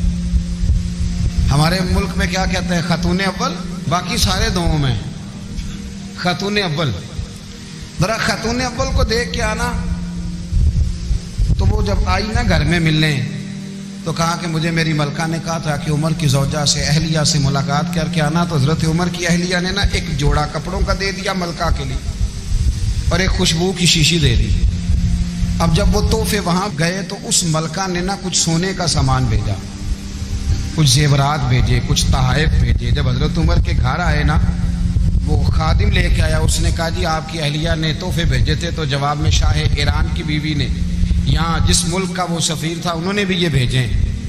تو حضرت عمر فاروق نا وہ تحفے لے کے گھر گئے، تو جا کے کہنے لگے اپنی اہلیہ سے، یہ تو کب سے تحفے تحائف بھیجنے لگ گئی ہے، یہ کب سے نظام شروع ہو گیا؟ تو کہ حضور تحفہ دینا لینا تو ٹھیک ہے، سنت ہے، محبت بڑھتی ہے، تو یہ کوئی قباحت نہیں، اور میں نے اپنی ذاتی استعمال کے لیے جو چیزیں رکھی تھی وہ میں نے دی ہیں۔ تو حضرت عمر فاروق رضی اللہ تعالیٰ عنہ فرمانے لگے، ہم نے کسی ملک کے ساتھ اور اس کے بادشاہ کے ساتھ ذاتی تعلق نہیں بنانا، تعلق جو بھی بنے گا رسول اللہ کے دین کی برکت سے بنے گا۔ ذاتی رشتے نہیں ہم نے قائم کرنے، ذاتی۔ آپ کے ملک کی جو ایئر لائن جس کا ہر سال خسارے کا ڈنڈورا پیٹا جاتا ہے نا، وہ ہمارے بادشاہ صاحب اور صدر صاحب اگر غیر ملکیوں کو گھوڑا کبھی بھیجنا ہو نا، گھوڑا، تو پورا ایک جہاز گھوڑا لے کے تحفے میں جاتا ہے، پورا جہاز غریب قوم کا یہ سرمایہ، اور قوم بڑی بادشاہ ہے، لائنوں میں لگ کے ووٹ دیتی ہے۔ 2 کام ہمیشہ لائن میں لگ کے کرنے، ایک بل لائن میں لگ کے جمع کرانا ہے، اور ایک ووٹ لائن میں لگ کے، تاکہ پھر پورے 5 سال لائن میں ہی لگے رہیں۔ مرضی سے آپ ووٹ دینا، پر جو بات درست ہے اس کو سنو۔ حضرت عمر فاروق رضی اللہ تعالیٰ عنہ نے اپنی اہلیہ سے پوچھا کتنے کا تھا وہ تیرا جوڑا اور خوشبو کی شیشی؟ انہوں نے کہا 3 دینار کی۔ فرمایا یہ 3 دینار تیرے اور باقی جو تحفے آئے ہیں وہ تو خود کہہ، چونکہ اس نے تیرے نام بھیجے ہیں، تو کہہ کہ میں مال غنیمت میں دیتی ہوں، تو کہہ میں مسلمانوں کو کہہ۔ تو زوجہ ہنس پڑی، کہنے لگی میں نہ بھی کہوں تو مجھے کہنا تو پڑے گا ہی، کہنا تو میں نے ہے ہی، کیونکہ سامنے عمر فاروق ہیں، لہذا فرمایا کہہ دیتی ہوں میں نے دیا خزانے کو۔ حضرت عمر نے جمع کرا لیا۔ میں یہ کیا بات ہے، میرے گھر والے جو مرضی کریں، ان کا معیار زندگی جس طرح کا مرضی ہو۔ اور حضرت عمر ایک جملہ کہا کرتے تھے، اللہ کرے کہ یہ باتیں اس دور حاضر میں ہماری سمجھ میں آئیں۔ حضرت عمر فاروق رضی اللہ تعالیٰ عنہ اپنے بچوں کو فرمایا کرتے تھے کہ بہت آدمی کو بھوک لگی ہو نا، اور پھر اس کی پسند کا کھانا پکا ہو، جتنے شوق سے وہ اس کھانے کو دیکھتا ہے نا، فرمایا اس طرح پوری قوم اپنے بادشاہوں کے خاندان کو دیکھتی ہے، اس تیزی کے ساتھ دیکھتے ہیں کہ ان کے گھر میں کیا ہو رہا ہے، ان کا معیار زندگی کیا ہے، ان کا سٹیٹس کیا ہے۔ آپ کے بچے دونوں کاروبار کے لیے مصر گئے، ایک بہت بڑا قافلہ گیا مدینے سے مصر تجارت کے لیے، تو یہ گئے تجارت کے لیے، تو حضرت عبداللہ ابن عمر، حضرت عبید اللہ ابن عمر، حضرت عمر کے دونوں بیٹے گئے۔ جناب عمر فاروق کے بچے جب وہاں پہنچے تو مصر کے گورنر نے نا لوگوں کو تعارف کرایا کہ یہ عمر فاروق کے بیٹے ہیں۔ ایک چھوٹی سی بات کر دوں، یہ چودھری کے بیٹے کو کون بتاتا ہے کہ تو چودھری کا بیٹا ہے؟ باہر والے بتاتے ہیں، گھر والے۔ اور سیٹھ صاحب کے بیٹے کو کون بتاتا ہے کہ تو سیٹھ صاحب کا بیٹا ہے؟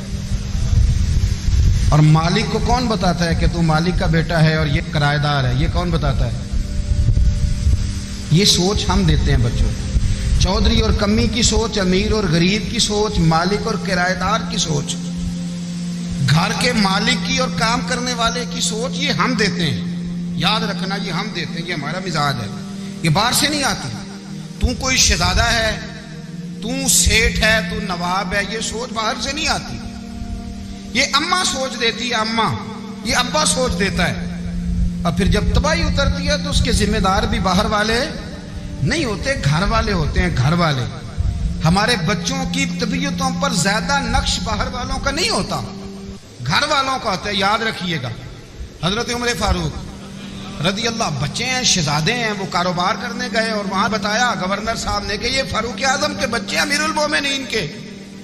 لوگوں نے ان سے زیادہ مال خریدا، تجارت میں زیادہ نفع ہوا، ظاہر ہے کہ وہ آپ کے جو اللہ خیر کرے حکمران ہیں، ان کے کاروبار کتنے ملکوں میں ہیں، کس بنیاد پر ہیں؟ وہ صرف اس بنیاد پر کہ وہ حکمران رہے، ان کے لیے آسان تھا بڑے لوگوں سے تعلقات بنانا۔ حضرت عمر فاروق رضی اللہ تعالیٰ عنہ کے بچے ڈھیروں مال کما کے جب واپس آئے نا، تو حضرت عمر سے آ کے بچوں نے بطور محبت کا، ابا جی اللہ نے بڑا ہی فضل کیا ہے، بڑا مال کمایا الحمدللہ، یہ دیکھیں کتنا نوازا ہے۔ تو حضرت عمر کہنے لگے سارے قافلے نے اتنا ہی کمایا ہے، سارے قافلے نے اتنا ہی کمایا ہے؟ کہ حضور نہیں، سارے قافلے نے اتنا نہیں کمایا، سب کو اتنا نہیں ملا۔ وہ تو وہاں گورنر صاحب نے لوگوں کو تعارف کرایا تھا کہ یہ عمر کے بچے ہیں، تو لوگوں نے پھر ہم سے بڑا ہی خریدا۔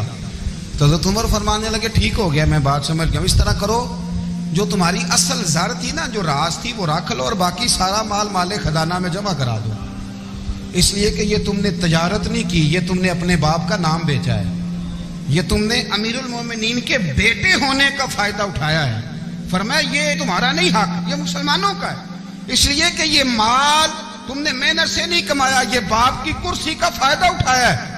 اور فرمایا اگر تم نے مال جمع نہ کرایا تو میں مال بھی لے لوں گا زبردستی اور کوڑے بھی ماروں گا، ڈبل سزا دوں گا، مرضی سے جمع کراؤ گے تو کوڑوں سے بچ جاؤ گے۔ بڑے بیٹے نے تو جمع کرا دیا، تو چھوٹا تھوڑا پریشان ہوا، تو حضرت عبداللہ ابن عمر چھوٹے بھائی کا ماتھا چوم کے کہنے لگے بیٹے چپ کر کے جمع کرا، یہاں بھی فخر کر کے ہم عمر کے بیٹے ہیں، اور قیامت میں بھی فخر کریں گے کہ ہم فاروق اعظم کے بیٹے ہیں، یہاں بھی ناز کریں گے اور وہاں بھی ناز کریں گے کہ عمر کے بچے ہیں۔ ہمارے باپ نے خود بھی حلال ہی کھایا ہے، اور جب ہماری کمانے کی باری آئی ہے تو ہمیں حکم بھی حلال کھانے کا دیا۔ بھائی ہمارا مزاج دے، بچہ جب لے کے آتا ہے 2 لاکھ روپیہ تو کبھی پوچھا کہاں سے آیا ہے؟ جب وہ پہلے دن غلط دوستوں کے پاس جا کے بیٹھتا ہے تو کبھی نکالا گھر سے اسے؟ یہ بہت سارے خمیازے ہمیں اس لیے بھگتنے پڑتے ہیں کہ ہم ابتدا میں سوراخ بند نہیں کرتے. جب اس میں شگاف پڑ جاتا ہے, سیلاب آتا ہے, تو ہمیں ہوش آتی ہے. حضرت عمر نے اپنے گھر میں نگرانی رکھی, کڑی نگرانی. زیادہ نماز گھر میں پڑھتے تھے حضرت عمر, نفلی نمازیں زیادہ کیوں بلا. میرے صاحب مجھے حکم دیتے تھے کہ فرض نماز کے علاوہ نمازیں گھر میں پڑھنا, بچوں کو عادت پڑے گی, ذوق پیدا ہوگا, ان کو پتہ چلے گا کہ ہمارے گھر میں 5 وقت کوئی اور کام بھی ہوتا ہے. بھائی یاد رکھیں کہ آپ نے اگر سجدہ کرنا ہے تو بچہ لیٹ جائے گا, اسے پتہ کوئی نہیں سجدہ کیا ہے. لیکن جب گھر میں کبھی قرآن ابا جی کھول لئی نا, میں اکثر کہتا ہوں جب ابا جی کا موڈ بن جائے نا لیکچر دینے کا, وہ گھر میں شروع ہو جاتے ہیں, کہتے ہیں آپ لوگ نماز نہیں پڑھتے اس لیے میرے کاروبار میں برکت کوئی نہیں, تم سویرے قرآن پاک نہیں کھولتے تو میں تباہ ہو گیا. تو میاں آپ نے کب گھر میں قرآن پاک کھولا تھا؟ آپ نے کب نماز پڑھی؟ آپ نے کب گھر کے اندر اللہ رسول کا ذکر کیا تھا؟ آپ نے کب حدیث چھیڑی؟ آپ نے بھی تو گھر کے اندر جب بھی آپ آئے ہیں تو آپ نے وہی کچھ کیا جو دنیا دار کرتے ہیں. آپ بھی تو اپنا موبائل لے کے الگ کونے میں بیٹھ گئے. آپ نے بھی تو کہا ہے کہ اب تمہارے چینل ختم, اب میری مرضی والا چلے گا. تو جو آپ نے کیا ہے بچے بھی وہی کام کریں گے. آپ نے بھی گپ شپ لگائی ہے تو وہ بھی لگا رہے ہیں. یہ سمجھ لیں جو کام آپ کریں گے آپ اپنے بچوں کی سیرت میں اس کا جلوہ دیکھ لیں گے. بڑی پکی سی بات ہے کہ آپ کو بچے کی عادتیں دیکھ کے سمجھ آ جائے گی کہ میں بھی یہی کرتا تھا اور یہ بھی. حضرت عمر فاروق رضی اللہ تعالیٰ عنہ وصال فرما گئے, تو آپ کے وصال کے بعد حضرت عثمان غنی رضی اللہ تعالیٰ عنہ نے آپ کی ایک بیوہ سے نکاح کیا. حضرت عمر کی ایک بیوہ سے جب وہ آپ کے نکاح میں آئی تو کہنے لگی حضرت عثمان غنی سے کہ حضور نہ تو میں خوبصورت ہوں اور نہ میں جوان ہوں, نہ آپ کی کوئی خدمت کر سکتی ہوں, میرے ساتھ نکاح کرنا سمجھ میں نہیں آیا. کیا شاندار جواب دیا حضرت عثمان غنی نے, کیا خوبصورت جواب دیا. فرمانے لگے میں نے اس لیے نکاح نہیں کیا کہ مجھے تمہارے حسن سے دلچسپی تھی یا تمہاری خدمت کی ضرورت تھی, میں نے تو اس لیے نکاح کیا ہے کہ مجھے بتاؤ عمر فاروق گھر کے اندر اپنے رب کی عبادت کس طرح کرتے تھے, وہ قرآن پاک کس طرح پڑھتے تھے, وہ رویا کیسے کرتے تھے, استغفار کا طریقہ کیا, کس وقت کس انداز میں وہ اپنے رب کو یاد کرتے تھے. اس لیے کہ عمر کئی دفعہ گھر سے آتا تھا تو میں اس کے چہرے پر نور دیکھا کرتا تھا, میں روشنی دیکھتا تھا, ایک معیار دیکھتا تھا. نکاح اس لیے کیا ہے کہ مجھے عمر کی جو گھر کے اندر کی عبادت ہے اس سے آگاہ کرو, تاکہ عثمان غنی بھی چاہتے ہیں اس طرح کے عمل کرو جس طرح کے عمر فاروق کر کے گئے. بھائی جب تک ہم اپنے گھر میں وہ توجہ نہیں دیں گے, وہ مزاج دیکھیں نا, ہمارے گھروں میں جب نقشہ پاس ہوتا ہے تو ٹی وی لان بھی اس میں ہوتا ہے, ڈرائنگ روم بھی ہوتا ہے, نماز کی جگہ بھی ہوتی ہے نقشے میں. صحابہ جب گھر بناتے تھے تو ایک مسجد بیت کا نقشہ پاس کرتے تھے, ذہن میں رکھتے تھے کہ یہ کونا نماز کے لیے, وہاں جوتے لے کے کوئی نہیں جائے گا, وہاں نماز پڑھی جاتی تھی, عورتیں وہاں اعتکاف کرتی تھی. ٹی وی لان تو آ گیا ہے اور گھر کے اندر ٹی وی رکھنے کے لیے تو ایک کمرہ الگ سے بنا دیا گیا ہے, اور اب جو نئے نقشے پاس ہو رہے ہیں اس کے اندر گھروں کے اندر جگہ بنائی گئی ہے جہاں کمپیوٹر رکھے جائیں, اور بچوں کے لیے وائرنگ ہوگی نیچے تاکہ انہیں کوئی مشکل درپیش نہ ہو. یہ ساری چیزیں ہم نے نہانے کے لیے گھروں کے اندر اتنے بڑے واش روم بنائے ہیں کہ لگتا یہ ہے کہ سوائے نہانے کے اور کام ہی نہیں کوئی گھر میں ہوگا. ہر چیز آ گئی, پر اللہ کرے کوئی تفسیر بھی ٹیبل پہ پڑی نظر آئے, کوئی حدیث کی کتاب بھی ٹیبل پہ پڑی نظر آئے. اللہ کرے کہ جس طرح ابا لطیفہ سن کے آتا ہے تو جب تک سنا نہ لے اسے ہضم نہیں ہوتا, اللہ کرے کہ وہ جمعے میں بیان سن کے جائے تو اس کا بھی دل کرے میں اپنے بچوں کو سناؤں. وہ نبی پاک کی کوئی حدیث کہیں سے سنے تو گھر جا کے سنائے. جب تک یہ معیار نہیں بنتا آپ کیسے توقع کرتے ہیں کہ گھر کے اندر اللہ کی رحمتیں نازل ہوں گی؟ آپ یہ کیسے توقع کرتے ہیں کہ گھر کے اندر وہ معیار اور وہ مزاج بنے گا؟ حضرت عمر فاروق نے ذاتی زندگی پر جو توجہ دی, گھر والوں کے معیار پر جو توجہ دی حضرت عمر فاروق رضی اللہ تعالیٰ عنہ نے, وہ بھی بڑی دیدنی ہے. حضرت ابو موسیٰ اشعری کو نا آپ نے وزیر خزانہ بنایا تھا, تو حضرت ابو موسیٰ اشعری کہتے ہیں کہ حضرت عمر کو شیخ خزانے میں رہنے تو دیتے نہیں تھے. ایک دن میں صفائی کر رہا تھا اس کمرے کی جس میں خزانہ رہتا تھا. ہمارے تو ملک میں جو جاتا ہے وہ صفائی کر کے ہی جاتا ہے, اللہ خیر کرے. اور خیر معیار بدلتا ہے, جو پچھلی حکومت ہوتی ہے وہ قرضہ اٹھاتی ہے, وہ باہر سے جاتی ہے تو قرضہ لے کے آتی ہے, اور جو نہیں آتی ہے وہ کہتی ہے ہمیں پیکج مل گیا ہے. وہ قرضہ نہیں اٹھاتے, ان کو کیا ملتا ہے؟ یعنی پچھلی نے قرضہ لیا تھا اور ہم نے, واہ جی واہ کیا خوبصورت انداز ہے, اس کا نام بدل کے نا انہوں نے قرضہ لیا تھا اور ہم نے، میں کہا بڑے شاندار سیانے بندے ہو گئی. حضرت سیدنا ابو موسیٰ اشعری کہتے ہیں کہ میں نے نا مال غنیمت کی صفائی کی تو 1 دینار مجھے نا کہیں پڑا ہوا مل گیا.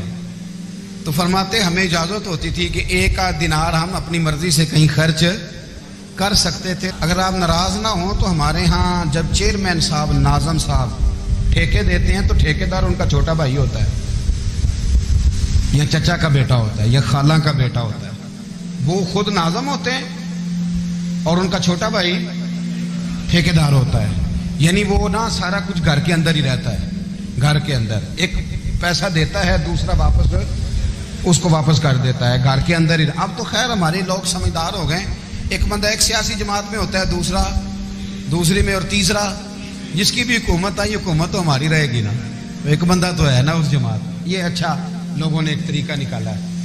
تو حضرت عمر کے بیٹا گزر رہا تھا تو حضرت ابو موسیٰ اشعری کہتے ہیں میں نے صفائی کی تو 1 دینار نکلا. تو میں نے وہ 1 دینار نا حضرت عمر کے بیٹے کو دے دیا. میں نے کہا لو بیٹا اپنے چچا کی طرف سے تحفہ. تو گھر جا کے انہوں نے حضرت عمر کو بتایا کہ چچا نے پیسے دیے ہیں. چھوٹے بچے تھے.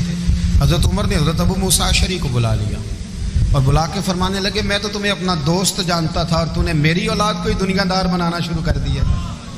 میرے بچوں کو ہی تم نے دنیا دار پیسوں پہ لگانا شروع کر دیا. میں تو تمہیں یار سمجھتا تھا. فرمایا تمہیں چاہیے تھا میرے بیٹے کو نصیحت کرتے کہ بیٹا پیسوں سے رب راضی نہیں ہوتا، اس کی رضا والے کام کیے جائیں تو رب راضی ہوتا ہے. اور فرمایا تمہیں کوئی اور گھر نہیں ملا تھا تباہ کرنے کے لیے، میرا ہی گھر ملا تھا. اٹھاؤ اپنا دینار اور خبردار آج کے بعد میرے بچوں کے ساتھ یہ والی نیکی نہ کرنا. اور ہمارا کیا سٹیٹس ہے؟ دوستی ہے یہ اس سے جو تحفے زیادہ دے، جو بچوں کو خراب کرنے میں مدد زیادہ کرے اس کے ساتھ یہ رہنا. حضرت عمر نے گھر پہ اور سب سے بڑھ کر اپنی ذات پہ توجہ کی. حضرت ابو مالک رضی اللہ تعالیٰ عنہ کہتے ہیں میں عمر کے پیچھے پیچھے ایک باغ میں گیا. اکثر اس باغ میں جایا کرتے تھے. اور عمر جا کے نا تو درخت کے نیچے بیٹھ گئے اور فرمانے لگے او امیر المومنین اللہ سے ڈر جا، ورنہ جس رب نے حکومت دی ہے وہ عذاب بھی بڑا دے گا. ڈر جا رب سے. کبھی ساری زندگی حضرت عمر نے اپنا کوئی تعارف نہیں کرایا، کبھی نہیں. ایک بندے نے آپ کے سامنے تعریف کر دی آپ کی تو فرمانے لگے تو خود بھی ہلاک ہوا اور مجھے بھی ہلاک کر دیا. کیا ضرورت پڑی ہے میری تعریفیں کرنے کی؟ اتنی دیر میری تعریف میں لگائی. اللہ کا ذکر کرتا رب تجھے ثواب دیتا، حضور پہ درود پڑھتا تو رب تیرے اوپر رحمتیں نازل کرتا. کس چکر میں؟ آج جتنا اچھی کوئی خوشامد کرے اتنی اچھی وزارت ملتی ہے، جتنی اچھی اس کو جو ہے وہ چاپلوسی کرنی آیا درجہ بھی اسے اتنا ہی اچھا ملتا ہے. حضرت عمر فاروق رضی اللہ تعالیٰ عنہ آپ کے بیٹے کہتے ہیں، صاحب فتوح الشام نے لکھا ہے، آپ کے صاحبزادے کہتے ہیں میں نکلا تو میرے ابا جی نا اپنی پشت پر مشکیزہ رکھ کے کنویں سے پانی بھر کے آ رہے. میں دوڑ کے آگے گیا. میں نے کہا ابا جی مجھے دے دے. فرمانے لگے بیٹا تیرا کیا خیال ہے؟ کوئی اور نہیں تھا مشکیزہ بھر کے لانے کے لیے؟ تیرا کیا خیال ہے؟ کہا ابا جی بڑے لوگ تھے پر آپ کیوں اٹھا رہے ہیں؟ فرمانے لگے نفس نا ذرا میرا بڑا ہو گیا تھا، اسے ذرا ذلیل کر رہا ہوں، ذرا اپنا محاسبہ کر رہا ہوں. یہ مجھے کہہ رہا تھا تو بڑی چیز ہے تو میں نا ابھی مشکیزہ گھر رکھ کے آؤں گا. پھر تیری ماں نے مجھے کہا ہے کہ گھر میں لکڑیاں کوئی نہیں جلانے کے لیے، پھر میں جنگل سے لکڑیاں کاٹ کے لاؤں گا. امیر المومنین بن کے نا تو میرا نفس تھوڑا بڑا ہو گیا. اب یقین کریں ہمارا ہاضمہ خراب ہو جاتا ہے جب تک ہمارا تعارف صحیح نہ ہو، ہمارا تعارف ٹھیک نہ ہو. میں یہ ہوتا ہوں، میں وہ ہوتا ہوں. چھوڑ مٹی دیں تے مٹی رہنا ہی، مٹی دیں تے مٹی دیں تے مٹی رہنا ہی. ایویں کادی بلے بلے اج مٹی دے اتے بندیا تے کل مٹی دے تھلے. مٹی دیں تے مٹی رہنا ہی کادی بلے. مجھے پوچھ لو، مجھے جان لو، میرا نام لے لو، میں بھی آیا ہوں، میں بھی ہوتا ہوں، میرا بھی یہ تذکرہ ہے. جس کو اپنا تعارف کرانا پڑ گیا اس سے بھی زیادہ کمزور کوئی ہے؟ فوٹو میں دکھاتا پھرتا ہے فلانے کے ساتھ فوٹو فلانے. تو کمزور بندے یہ کام کرتے. حضرت عمر فاروق اللہ اکبر، حضرت عمر جیسا بندہ 24 لاکھ مربع میل کا حکمران اور شاہ روم کو خط لکھ کے کہتا ہے میں منت نہیں کرتا میں حکم دیتا ہوں. اتنا تگڑا بندہ. جنگ قادسیہ کے لیے حضرت سعد بن نبی وقاص کو بھیجا. فتوح الشام پڑھ کے دیکھیں. حضرت عمر بڑے پریشان ہیں، اتنے دن ہو گئے کوئی رپورٹ ہی نہیں آئی. اب تو موبائل ہے نا، ایک منٹ کی رپورٹ لیں آپ، بلکہ آپ ایک منٹ کی فوٹو لیں. آپ رپورٹ تو دور رہ گئی. حضرت عمر فاروق رضی اللہ تعالیٰ عنہ بڑے پریشان ہیں کہ قادسیہ میں حضرت سعد بن ابی وقاص کے ساتھ لوگ جہاد کرنے گئے، رپورٹ کوئی نہیں آ رہی۔ اتنے پریشان تھے کہ باہر نکل کے نا اس رستے پہ بیٹھ جاتے جو رستہ قادسیہ کی طرف سے آتا تھا، جو بھی آتا جاتا پوچھتے جنگ کے کیا حالات ہیں۔ ادھر جب اللہ نے فتح دے دی نا تو حضرت سعد بن ابی وقاص رضی اللہ تعالیٰ عنہ نے نا ایک قاصد کو خط دے کے بھیجا، کہنے لگے عمر کے پاس جاؤ، انہیں اطلاع دو کہ الحمدللہ اللہ نے اسلام کو فتح عطا کر دی۔ یہ حضرت عمر کو جا کے دینا، وہ بڑے پریشان ہوں گے۔ وہ جو اس زمانے میں اس طرح ہوتا تھا کہ کئی دور دور سے صحابہ جو دوسرے شہروں کے ملکوں کے رہنے والے ہوتے تھے وہ بھی آ کے شامل ہو جاتے تھے جہاد میں۔ کوئی ایک دفعہ مدینے آیا، کوئی 2 دفعہ آیا، پھر اپنے اپنے علاقوں میں۔ بہت سارے لوگوں نے زیادہ دفعہ حضرت عمر کو دیکھا بھی نہیں تھا۔ وہ جو قاصد خط لے کے آیا تھا نا اس نے 1 دفعہ دیکھا تھا، حضرت عمر بوڑھے ہو گئے، وہ پہچانتا نہیں تھا۔ ادھر سے وہ خط لے کے آ گیا، حضرت عمر مدینے سے باہر نکل کے اس روڈ پہ بیٹھے تھے جو قادسیہ سے آتا تھا۔ جب وہ اس آدمی کو آتے دیکھا تو حضرت عمر اٹھ کے کھڑے ہو گئے، فرمانے لگے قادسیہ سے آ رہے ہو؟ وہ کیا کہتا ہے؟ پھٹے پرانے کپڑے، ٹوٹے ہوئے جوتے، سر پہ پرانی پگڑی، کہنے لگے غلام مدینے کے رہنے والے ہو؟ حضرت عمر کہنے لگے ہاں مدینے کا ہوں۔ کہا میں قادسیہ سے آیا ہوں، الحمدللہ اللہ نے اسلام کو فتح دے دی ہے، الحمدللہ کفر کی کمر ٹوٹ گئی ہے۔ اس نے یہ بات کر کے تو گھوڑے کو ایڑی لگائی، گھوڑا دوڑنے لگا مدینے کے، حضرت عمر بھی ساتھ ساتھ دوڑ رہے ہیں۔ فرمانے لگے اچھا بتاؤ خالد بن ولید کا کیا حال ہے؟ تھوڑا آگے جا کے فرمانے لگے اسامہ بن زید کیسے ہے؟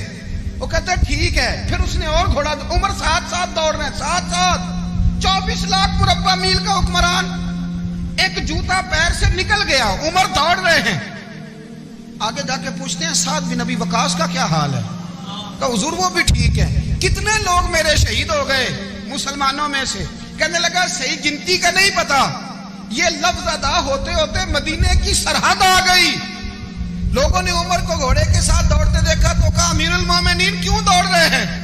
وہ غلام چھلانگ لگا کے نیچے آیا، قدموں میں بیٹھ گیا، کہنے لگا حضور آپ نے بتایا ہی نہیں آپ امیر المومنین ہیں۔ آپ فرمانے لگے کیا بتاتا؟ میں تو اونٹ چرانے والے کا پتر ہوں، کیا بتاتا؟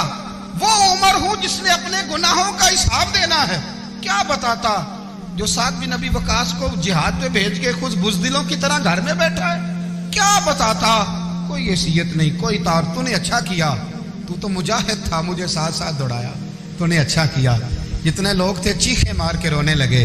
حضرت فاروق اعظم سے کہنے لگے عمر جب تک تیرے جلوے رہیں گے اللہ کامیابیاں ہی عطا فرمائے گا، جب تک تیرا رنگ رہے گا اللہ تعالیٰ نوازتا ہی رہے گا۔ کچھ نہیں، کبھی اپنا آپ ظاہر ہی نہیں کیا۔ بہت بڑے تھے، بہت بڑے تھے حضرت عمر، بڑے تھے۔ حضرت ابو رافع غلام تھے، قرآن پاک بڑا سونا پڑھتے تھے۔ حضرت عمر جب بھی انہیں ملتے کہتے ابو رافع تو عمر سے اچھا ہے، قرآن بڑا شاندار پڑھتا ہے۔ تو وہ کہتے حضور اگر میں قرآن صحیح پڑھتا ہوں تو آپ کو قرآن کی تشریح زیادہ صحیح آتی، آپ بھی تو مجھ سے افضل ہیں۔ تو آپ فرماتے نہیں پھر بھی تو مجھ سے افضل ہے۔ کیوں؟ اس لیے کہ تو اپنے آقا کی نوکری بھی ٹھیک کرتا ہے اور رب کی عبادت بھی ٹھیک کرتا ہے، اور مجھے خالص صرف عبادت کرنی ہوتی ہے وہ بھی ٹھیک نہیں کر پاتا۔ ساری زندگی اپنا محاسبہ، ساری زندگی اپنے گریبان میں دیکھا، ساری زندگی اپنے آپ کو پرکھا، اپنے آپ کو ٹٹولا۔ 62 سال عمر بیت گئی۔ حضرت حذیفہ بن یمان ایک صحابی تھے، میرے نبی کریم علیہ السلام نا ان سے راز کی باتیں کرتے تھے۔ ہر بندے کا ہاضمہ ٹھیک نہیں ہوتا، سب سے راز کی بات نہیں کرنی چاہیے۔ حضرت حذیفہ بن یمان کہتے ہیں حضور راز کی باتیں بتاتے۔ مدینہ منورہ میں جو منافقین تھے ان کی لسٹ بھی نبی پاک نے حضرت حذیفہ بن یمان کو دی تھی۔ جب کوئی مشکوک آدمی مر جاتا نا تو صحابہ کہتے ہیں ہم دیکھتے اگر حضرت حذیفہ نے جنازہ پڑھا ہے تو ہم بھی جنازہ پڑھ لیتے۔ نبی پاک نے بھی کچھ جنازے نہیں پڑھے، ترمذی میں ہے، فرمایا عثمان سے جو بغض رکھے اس کا جنازہ نہیں پڑھیں گے۔ حضرت حذیفہ بن یمان اگر جنازہ پڑھتے تو لوگ پڑھتے، وہ نہ پڑھتے تو لوگ جنازہ نہ پڑھتے۔ حضرت حذیفہ بن یمان کہتے ہیں جناب عمر فاروق کی خلافت کے آخری ایام تھے، کچھ دنوں کے بعد وہ شہید ہو گئے۔ فرماتے آدھی رات کا وقت تھا، میں گھر میں سویا تھا بڑا بے فکر، اچانک میرے دروازے پہ دستک ہوئی، میں گھبرا کے اٹھا، اتنی رات کو کون آیا؟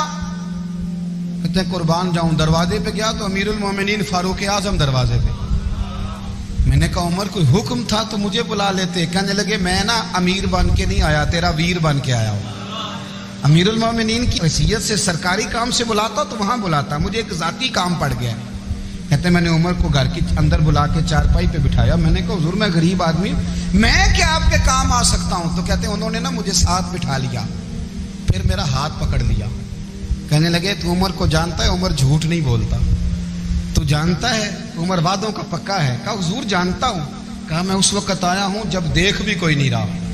حضرت حذیفہ بن یمان کہتے ہیں پریشان ہو گیا, حضور پہلیاں نہ بجھوائے, مہربانی کر بتائیں کدھر آئے ہیں.